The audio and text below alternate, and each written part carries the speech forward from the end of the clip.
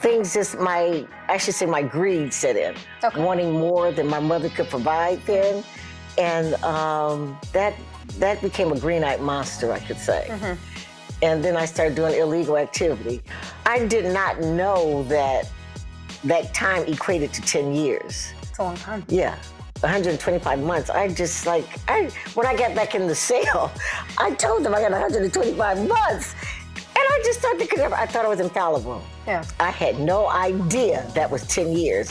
And I'm like, I can't do 10 years with these people. Yeah. And my world was rocked because I had such a pristine life. And men are really, they have no idea how conniving women can be. And you have to get up real early to outsmart a woman. Yeah. And they taught me some tricks in there. I mean, oh my God, living with all those women was such an experience. I'm sure. Welcome to the Build Podcast, the show where we talk to the people building Detroit from the ground up. From startups and small businesses to community movements and big ideas, Detroit has always been a city that runs on the strength of its people. I'm your host, Ayesha Qureshi, a fellow builder. Let's get into it. Hey everyone, I want to thank you for listening to Build 313. It's an honor to get to share the stories of the people who are rebuilding Detroit and playing such an important role in that process. In this interview, I talk with Alicia Hatcher, who is the co-founder of RAKs, Random Acts of Kindness, and Integrate 313. Alicia spent just over 10 years in prison for drug-related crimes. Since being released, she is committed to giving back to the community by helping others who have been justice impacted become contributing members to society. Okay.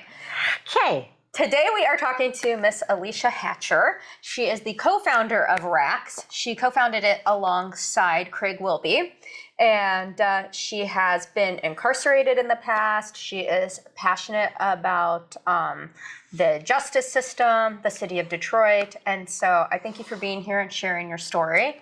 You're welcome. And so I always like to start with a little bit of background. So where you grew up and kind of how you found yourself. Well, first of all, I want to thank you for having me. Of course. This is very unusual. It's not uncomfortable, but it's different for me because I take behind the scene position. I like just being behind the scene. It works best for me, just moving the engine and making things work smoothly. I'm into order and protocol, and that's what I do, is just be behind the scenes. So I'm doing it because you asked me, and I really adore you, and I appreciate you supporting us. You are very supportive of our platform, and that means a lot to me. So I'm extremely busy, but I elected to get off my roller coaster to come and just support your business. Well, thank you so much. You're welcome. I believe that I think every conversation we film and share will bring attention to RAKs, and it will bring attention to the larger need for education in the city and support of people who have been incarcerated, justice impacted, as we like to say. Okay. Tell me a little bit about growing up. So, for example, I know some of the guys that we've talked to, they had both parents in the home, and they were going to school and doing good in school. And Craig mentioned he loved to cook, and he started cooking. And so tell us a little bit about your youth. Okay. Talking about Alicia is so unusual because I'm always talking about everyone else except Alicia. So You're a giver. Yes, you don't want to talk about yourself. I never talk about myself, so that's interesting. I came from a single family household, my mother, and she was just a wonderful woman. God bless her, because she's in heaven now. And she loved her children. She did just everything to make sure that we were okay.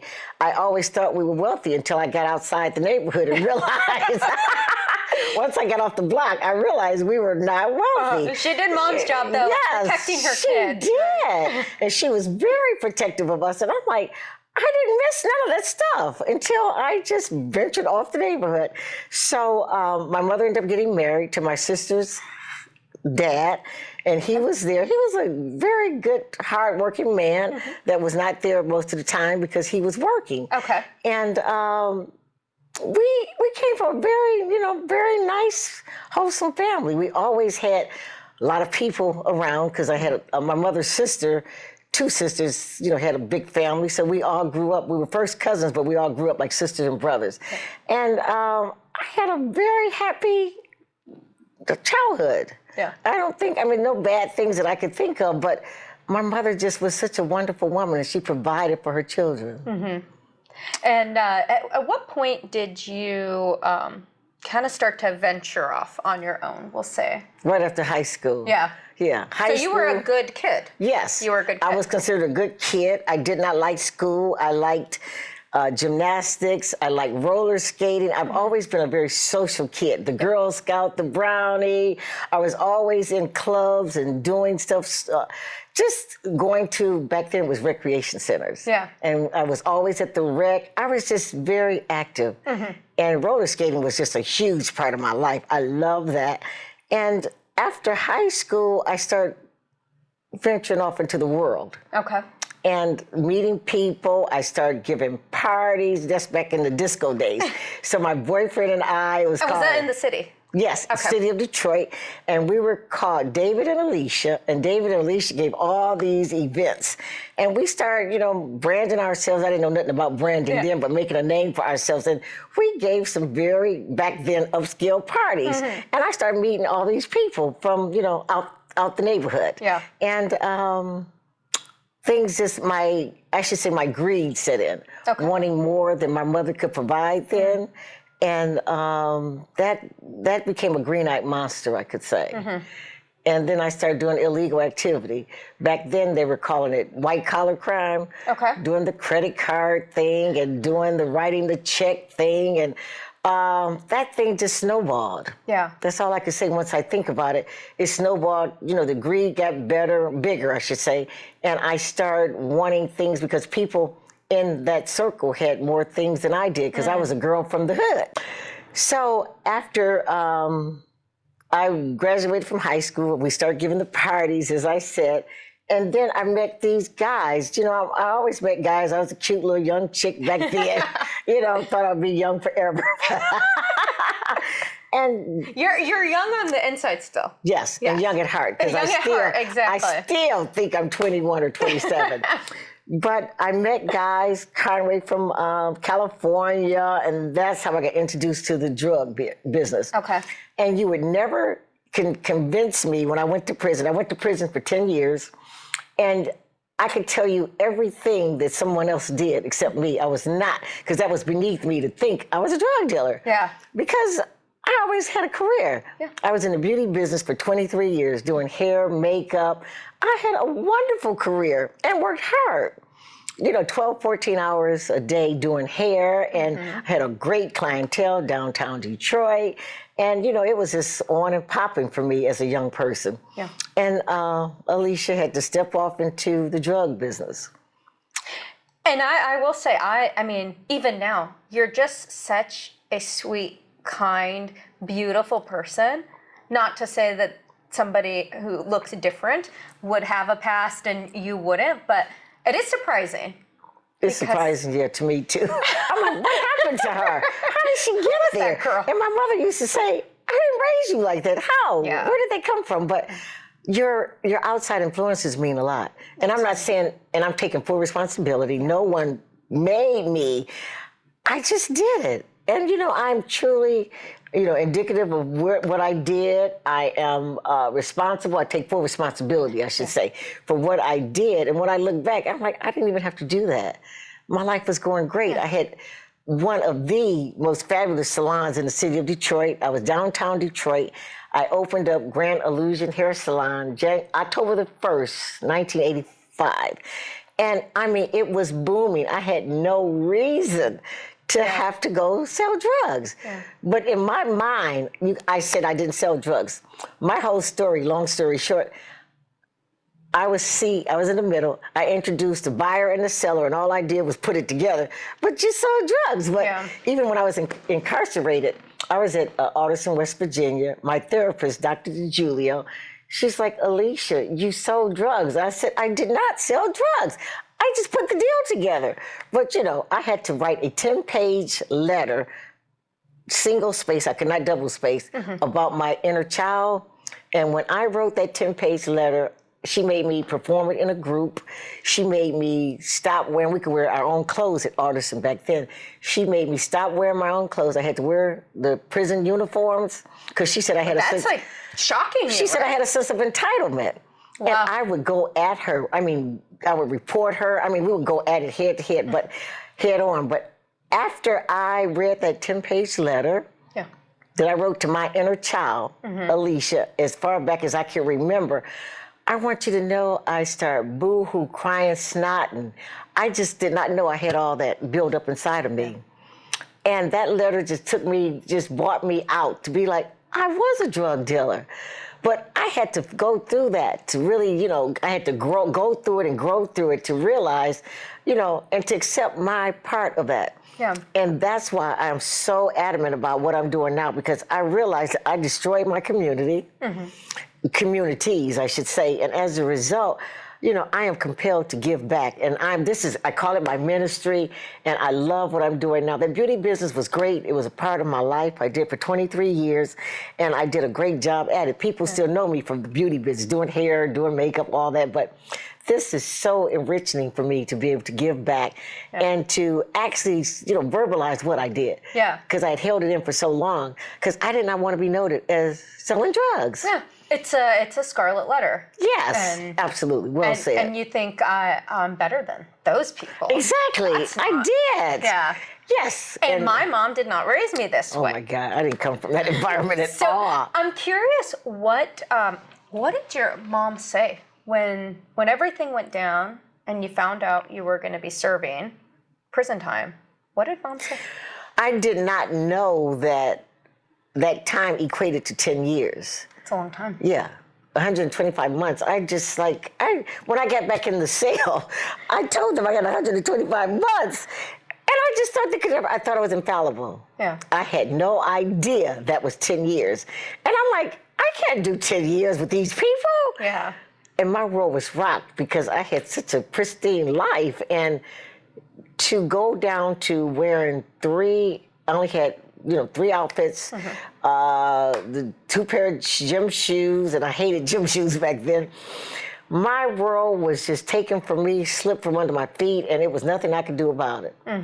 So I learned a lot about them. I learned a lot about myself. At the end of my tenure, I ended up being a photographer. Okay. And I got to go in the visiting room, and that was nice. And photography is truly my hobby now. And I took the horticulture class, and I learned about flowers and gardens and herbs. And matter of fact, I was doing the garden right by the visiting room. I got one of the premier spots. What I did not like is when I went to prison, they said I had a white girl's job. Okay. It's so racist in prison. It's unbelievable. I could not believe. Share a little bit more about that, because that's something people don't realize. They said, I was fortunate. I had a white girl's job. And a white girl's job because the black girls, they throw in the kitchen. Okay. And a white girl's job, I was a unit clerk, which I worked with the officers and the counselors, and I had my own office, and we had a key, and I had a separate room. So those were considered the white girl jobs. Yeah. And it was crazy. And they were trying to convince me that I was not black. They thought I was Dominican, everything you could imagine but black. Wow. Because of how I talk, how I act, and that used to bother me. I'm like, I'm black. Then in prison, they would call me light skinned. I'm not light skinned, I'm black. And I could not believe that I had to fight for who I am, verbally fight, not physically. Yeah. But they did not believe me. Is your mother white? Is your dad white? Somebody had to be white in my family. I'm so serious. I did not know that racism was so overwhelming. In prison, I'm like, in prison, I thought everybody was the same, but... Well, it's kind of an equalizer, right? Like, you would think, but it's not. You're stripped of all your rights. Yes. To me, the next step to me would be in my grave, because you're stripped. I used to call it a human doing instead of human being, because we had to do everything they said to do, and you cannot really live your life. So it was a very humbling experience. I got past the embarrassment, because I used to say, how am I going to face all these people when I get out? Because, I was in the beauty business, and I was with all the people that, was high-affluent people. I had a very, pristine clientele of people. And I just, I said, I'm going to go somewhere else, which I did. Yeah. I went to Chicago. I went to California. I went to Atlanta, but I ended up back in Detroit. And I'm so glad, because there's no place like home. There's no place like home. Yeah. What do you think drew you back? My family. Yeah. Yeah, my family. I'm very family oriented. My friends. And I just wanted to be home. And I'm just so glad that I came back home. Yeah, well, Yeah. you're doing amazing stuff in the city. Thank you. During your time while you were incarcerated, was your mom and stepdad and family paying you visits? Because I know some people, their families aren't able to. I got great visits. For a while, I didn't want visits because I just had to live the life there. And I think people make a huge mistake trying to live out here when you're in prison. They're two completely different worlds. Yeah. And I had an extremely supportive support system while I was in prison. And it costs to be in prison too. And people think because you're in prison, everything is paid for. 3 hots and a cot is what it's called. But it costs to be in prison. And one thing I did not have to worry, I constantly got money coming in. So I never had to go without that because I was very good to people while I was out. And what was the money for? To buy food. They have food, but the food sucked. Okay. So to buy food, to buy, of commissary. I'm sure you heard of commissary before. I've heard of commissary, Yeah. and I did a little bit of reading, and one woman in her article, she was saying that feminine hygiene products Yes. you need to purchase. Everything. Really? Yes. Which that's such a Toothpaste, basic deodorant. need. Yeah, everything. Okay. Makeup, gym shoes, jogging suits, and Christmas was really our ideal time. We had all kind of cute little stuff for Christmas. So they had specialty items, and they asked you, what do you want? You could do some suggestions. And I used to always use my commissary. You get a limit, $165 a month. Okay. So I would have my family or friends send money to other people so I can get more stuff. And my heart is big. I used to buy girls jogging suits, gym shoes, just because I had the money. Yeah. And you'll be surprised that some people get nothing. Wow. This is an odd thing to think about because I would have assumed that feminine hygiene products and toothpaste and shampoo are like standard, right? We need those things. They're not like optional. So what did women who did not have access, did not maybe have money to purchase tampons or pads or whatever, or shampoo, like what did they do? Well, you could go to your counselor and she would give you, knockoff stuff. But women pretty much look out for each other. Okay. Yeah. They would give you stuff, but, small, in small quantities. But everybody had what they needed, just the basics to get by. Yeah. And some, like it's out here, some had more than others. And you could tell the ones that had more. And we had mail call every day. So you get to see who get the yellow slips. People sit back and watch, oh, you got yellow slips. So what's the yellow slip for? Money that's coming in. Okay. So they don't know how much is on the yellow slip, but during mail call, you get your mail, but you get the yellow slips. And the yellow slips is like, cha-ching! That's the money. It's so crazy. Things are so petty there, I should say. And realistically, a bunch of women under one roof. Oh my God, 1,200 women. I had already had experience because I was in the beauty business and I serviced women, but I learned some stuff from those chicks in prison. Like, oh my God. Men are really, they have no idea how conniving women can be. And you have to get up real early to outsmart a woman. Yeah. And they taught me some tricks in there. I mean, oh my God, living with all those women was such an experience. I'm sure. Yeah. And I don't regret it because, I had to do the time for what I did. Right. I met some lifetime friends there. Matter of fact, Martha Stewart came after me and she had my exact same job. That was crazy. She got the real job. Yeah, that was something. But it was something. And I think about it, it's a part of my life I would never forget. And I don't mind talking about it because it's indicative of the woman that I have become today. Yeah. And if I did not do that time, God only knows where I would be. Right. But it was definitely a growing experience for me. Yeah. And when you got released, was your sentence exactly 10 years? Yes. Okay. So you served all your time. 8.5 years is what you do on 10. Then I came out and I was on probation. That was the worst time. I wanted to stay in because I did not want to go through living in a halfway house and going through that whole thing. What we call it is walking it down, and I wanted to walk it down. Okay. And my counselors would not let me walk it down because they had put in a new rule, a law that anything over 5 years you had to go through the transition. But that was the worst part of my time, going through the halfway house. Okay. Because again, it's not something you're used to. You're living with a bunch of people, and it's not maybe at the standard that you would want. No, it was not, right. So I got through that, and then I had to go through probation, and they sentenced me to 2.5 years probation. I only did about a year because my probation officer said that, I really didn't need all that. So she let me do it by calling, and that worked out good. I met some really wonderful people, and they always ask me, how did you end up here? Because I was different from the norm. And the norm is our sisters of all ethnic groups speaking of Bionics, or just did not have the level of sophistication that I had. And I never felt that I was better than anyone because I slipped into the same, group that they slipped in. So, we all just made mistakes that we had to pay for. But I still could not understand how these women, recidivism is very real. Yes. And some people have it better there than they have it, out here. They don't have to think. They don't have to pay bills. They don't have to take care of kids. And you just live your life. Yeah. That topic comes up a lot in the RAKs meetings, where the honeymoon period of, okay, you're getting out, and maybe people are helping you out, taking care of you if you're lucky enough to have that support system.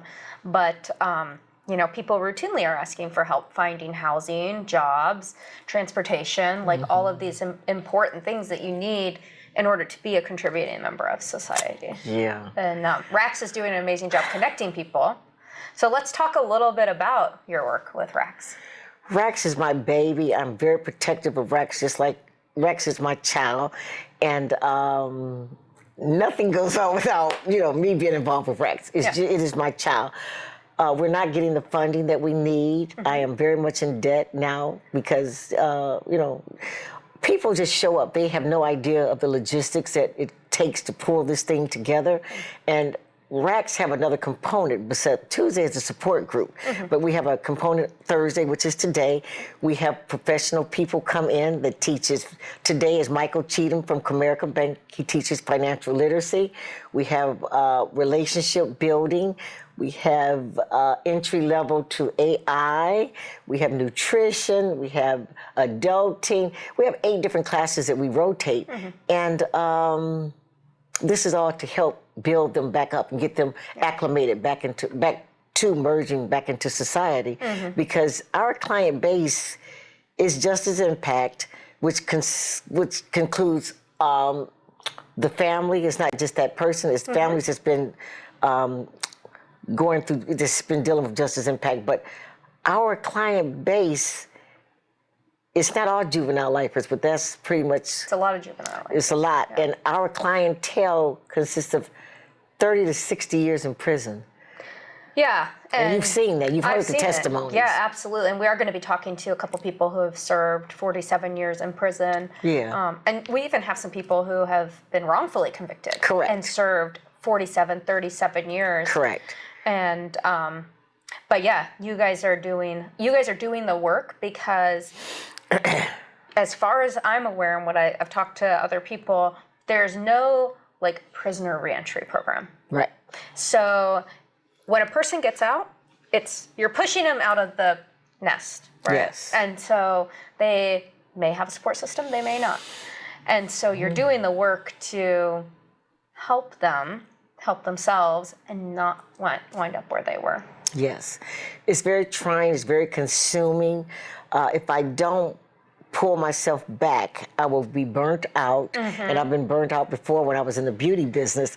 So I understand being burnt out and how important it is to protect my peace. Yeah. So I know when to cut off. I know when to, step back. I have to, and I told you I'm very introverted outside of work because I call this my ministry, and it just does not stop. Yeah. The need is overwhelming, to say the least. And right now we're seeking funding because we're on a shoestring budget, meaning our personal funding. Right. The Gilbert Family Foundation is the only group that has come up and given us a stipend, and I thank them for that. But we're constantly, we're in a grant-driven world now, and that's a shot in the dark. Yeah. We did numerous grants, but we have not gotten out one yet. Okay. And getting funding is at the top of our list. We need funding so we can really, do the things that we really want to do. Yeah. Housing, like you said, is number one. Job, workforce development, and it's just so much. It just does not end with this group because they need everything. 30 to 60 years, our clients just need everything you can imagine. Clothes, car, just everything. So, not to mention the overwhelm that they feel facing a world where, we just saw how quickly from 2023 to 2026 AI changed everything. Absolutely. And imagine, I can't even imagine. I can't imagine, no.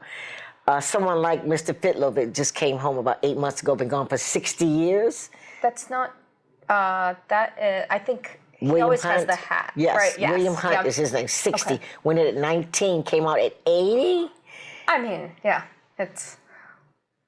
Then we just had the gentleman that I just met a couple days ago. I went to Sado for the first time. He just came home after 50 years. And I invited him to come here. I said, I just want you to come. Yeah. His sister brought him, and I don't know if you were there when he did his testimony about the mental. He wakes up at 2 o'clock in the morning. Yes, I do remember that. He just did the 50 years, and it was like, wow. But he has such a jovial personality, and he did not lose his joy for life, his lust for living. But he told me, he needs help. Yeah. And, that's very understandable. And it's good he knows to ask for help. Absolutely. Because sometimes we can find ourselves in situations where we get ourselves deep in whatever, we find ourselves somewhere and we don't ask for help. Yeah. But that's what RAKs is here for. Absolutely. And you make it so clear at every meeting. Thank you. I love the work you guys are doing. I think it's so uplifting to the city and the residents, and it's cool to see. Thank you. We're striving to get more women in. Yes. And we finally have a loophole now to get women. I've been asked to go to Huron Valley to speak. I'm looking forward to that.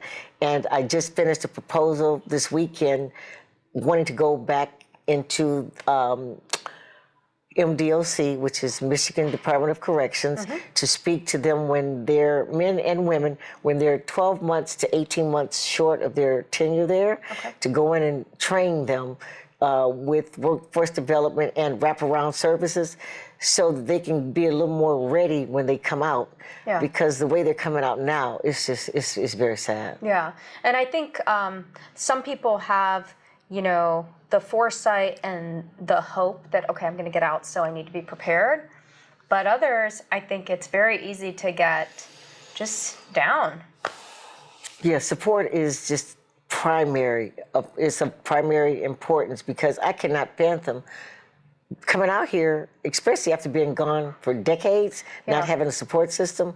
And some people don't have the support. Yeah. And being in for decades, a lot of them don't have family. Families passed away. Exactly. And yeah. they're just on their own. Yes. So I hear the stories, I've been on the inside, so I understand. And it makes me much more compassionate because I lived on the inside, for those years. And I'm so grateful to have friends and family to support, me and, continue to support me. Yeah. And people like you, I really appreciate you supporting us. Of course, yeah. No, and their support, honestly, it creates a butterfly effect because you, with their support, are able to do what you do. So. Because I want them to understand that I am you. I've been through it. Yeah. And people, I'm getting over it some, but I dread when people say, you don't look like it. But what does that person look like? Well, that's exactly it, right? Because what does it look like? If there's anything I've learned through the group is there's no look. Correct. There's no socioeconomic status. Correct. Although we know, by and large, Black men are incarcerated at higher rates, but that's a whole other thing because of the criminal justice system. Correct. I want to say it. Yeah. But by and large, there's no one look. There isn't. And I get that posed on me so much, especially from the males, too. I just can't believe that you did this. You were there. It's like, yes. Because I think they want to think, she's so sweet. She's so cute. I am sweet. You are sweet and cute. Sweet. Sweet and cute. You made a mistake and you paid the price, oh right? Oh, my God. But what look is that? Yeah. Martha Stewart and I were at the same place. Does she have the look? She don't have the look either, right? She definitely doesn't have the look. Right. But whatever the look is, you know. Yeah, but it just, I don't like that because I don't like to feel like I'm superior to anyone because I'm not. I made, bad, very bad choices. And I think that look stereotype is perpetuated by a lot of the shows that we see, like National Geographic, Women Behind Bars, and they always show the worst things. You're getting 30 minutes or 45 minutes of what, a 24-hour day. Yeah. And so You're right. people draw their conclusions off that. Yeah. But yeah. Yeah, the look, everybody had their own view of how that person looked. And I was there, I lived with all kind of women. I embraced them all. But that look just bothers me, but that's just a human perception. Yeah. Of how you're supposed to look or act or talk or speak. I wore those uniforms for, all that time. I was there living with the people. I made the best of a bad situation, due to my bad choices. And thank goodness I prevailed from that. But I'm never going back there. And I know you're not supposed to ever say ever, but I'm not doing none of that stuff to cause me to go back there. Yeah. It was very hard for me to adjust to that lifestyle. Yeah. And now that I look back, I will never forget that I was there, but it was like a dream now. Yeah. So when you got out, what was the first thing you did? Well, when I got out, I felt like a fish out of water. Okay. I got out. And can you clarify the date range just so that we kind of have a concept of how things changed, right? Because I got out October the 1st. And it was, the holiday was coming up, my birthday, and all these glorious holidays. I just felt like I didn't fit. Okay. I didn't want to go back, but I wanted to go back. That was my comfort zone. Everybody was just, showering me with stuff, and I did not want all that. I remember Thanksgiving. I was living with my sister. It was Thanksgiving. All the family was over. And I stayed in the basement because it was overwhelming to me. Yeah. This cell phone thing was overwhelming. I'm like, why do y'all have to have these phones all the time? The phones was ringing all the time. I did not like that. I just did not like the fast pace. And even here today, one of my favorite places to go is the market. Yeah. And I like going by myself. I like to go through every aisle. That is my form of solace. It's time alone. And just, that whole commissary thing, looking in the window. So that's just one of my little idiosyncrasies. I love going to the market. Yeah. But when I came home, I was trying to find myself. And it was not like I thought it would be. Yeah. I thought my life was going to just go back into where I was, living my glamorous life, and I was in for such a rude awakening. People didn't treat me the same. I just did not. It was not an easy transition for me. Yeah. Was there anything that you think helped you? What are the primary things that kind of helped you in that transition that you think could help other people? The family and friend support. Yeah. That was so, so important. That people knew me for who I really was and not for the mistakes that I made, the bad choices of going to prison. When I got out, I felt like I was stigmatized. Not I felt like it, I knew I was stigmatized. And you knew people's perception is you don't look it, but as soon as they hear it, they go, oh. Yeah. Okay. And then you have to deal with people whispering behind your back, people telling somebody else. And that's why I was very firm, and I still am firm today about telling my own story, because someone else is going to twist it around and, give you a completely different, it's a lie of what they think happened. And that's why I'm speaking today, because I want to tell my own story. Yeah. They're not going to tell it how it was. And you have to be acceptable of what you did, accept your responsibility and move on, because people can hold you back and they could make you feel guilty and bad. And I have no remorse now. I've been through all that. And I'm happy with me now. Yeah. And it feels good. Yeah. Well, I love what you're doing. Thank you.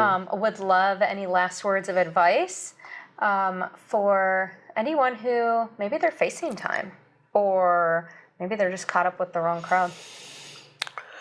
Oh, God. When you say that, I just think of so much. The wrong crowd can detour your path, for sure. Going to prison is not easy. You definitely have to, whatever God it is that you believe in, hold on to that. And, God, I just want to say, be conscious of the choices that you make. Yeah. Because that one choice that you make can change your life. And it can change your life for a lifetime. And there's so many people that go to prison that don't bounce back. Because prison definitely is not a place to rehabilitate you. It's a place to destroy you. It can mess with your mind. I've seen women that could not go out because their mind was just destroyed by being there. And you have to have a strong constitution to make it through prison. Because every day is just a vicious cycle, and every day is repetitious, and you're just not being yourself. You're being a human doing and not a human being. Yeah. So I just would definitely say be conscious of the choices that you make. And everything that looks like glitter, is not gold. That is such an old mantra, and it's so true. Because I think of the bad choices that I made that I did not have to, but greed had set in, and greed caused me to make those choices. No one made me make those choices. I made them consciously, and I had to suffer the consequences. Yeah. Yeah. I'm curious, so the Wayne County Jail is right here. I asked Craig this also, but I would love your thoughts on it being torn down now. I think it's a great thing that's torn down because I was there for about 4 months, and it's a disaster over there. I ended up doing hair while I was there just to get out the cell. That place was not fit for a human being. Yeah. And I've been over to the new jail. Actually, I was just over there a few days ago. Okay. I was at the jail and I was at the detention center because we have a contract to go in now to speak to the young people at the detention center. And I'm like, thank God they tore that building down over there. Yeah. It was terrible. Yeah. It was not for a human being. And the new one, which was built by Dan Gilbert's company, Bedrock. Correct. You like it? Yes. Okay. I don't like it, but right. It's there for its purpose, but Correct. you feel it's a better facility. Unbelievable, yes. Okay. And we actually went inside. Okay. So I got to see it. I'm like, thank God they have a better environment. That's good. Yeah. Well, your environment makes such a big difference in whether you bloom or wilt, right? Correct, absolutely. And if you're planted in a place with poor soil, you're not going to bloom. And True. so it's good that a better facility has been put forth so that hopefully more and more people can make good decisions while they're incarcerated and come out and come to RAKs and then... Yes, and RAKs will be going over there. Yes. They have programming now, and I will be introducing my CDL program there for men and women. We used to have it up in Flint, so we got approved to go into jails, and it's not just myself, it's other companies will be there teaching reading, literacy, they have about 10 different classes. Yeah. So that was stuff that we did not have back then. Yeah. So it's much more, many more opportunities. That's cool. Yes. Well, I thank you so much for sharing your story. Do you have any last words or parting thoughts? Yes, I'm glad I did this. And I hope I can help someone, Absolutely. male, female. I just want to help, as many people as I can get past this part of life of making bad decisions. And I want to encourage everyone that you can, prevail from making your bad choices, because everyone makes different choices for different reasons. Yeah. And I just thank God that I was able to come out of that stupor I was in of making, bad decisions. And now I'm for the right thing, and I'm just for helping anyone that I can, servicing my community in a positive manner. Yeah. Well, thank you so much. I You're appreciate welcome. it. That's it for this episode of The Build. If you enjoyed the conversation, follow the show, like, and share it with someone who's building something of their own. And if there's somebody you think we need to talk to, send us a message and we'd love to connect.